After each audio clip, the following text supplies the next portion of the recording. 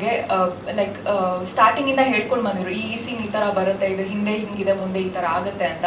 And to be very frank, ಬೇರೆ directors ಜೊತೆ ನಾನು ವರ್ಕ್ ಮಾಡಿದ್ದೀನಿ, ಬಟ್ ಸರ್ ಆ್ಯಕ್ಟ್ ಮಾಡಿ ತೋರಿಸ್ತಾ ಇದ್ರು ನಮ್ಮಿಬ್ರಿಗೂ. ಕೆಲವೊಂದು ಸೀನ್ಸಲ್ಲಿ ಅವರು ಧರ್ಮ ಅವರು ಆ್ಯಕ್ಟ್ ಮಾಡಿ ಎಲ್ಲ ತೋರಿಸಿದ್ದಾರೆ. ಆ ಥರ ಒಂದು ಕೆಲವೊಂದು ರೊಮ್ಯಾಂಟಿಕ್ ಸೀನ್ಸ್ ಅವ್ರು ಮಾಡಿ ತೋರಿಸಿದ್ದಾರೆ.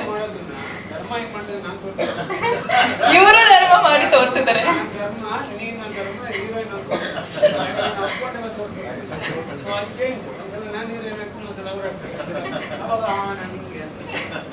ನಿಜವಾಗ್ಲೂ ಇದೇ ತರ ಮಾಡಿ ತೋರಿಸಿದ್ರೆ ಪ್ರತಿ ಒಂದು ಸೀನ್ ಅದನ್ನು.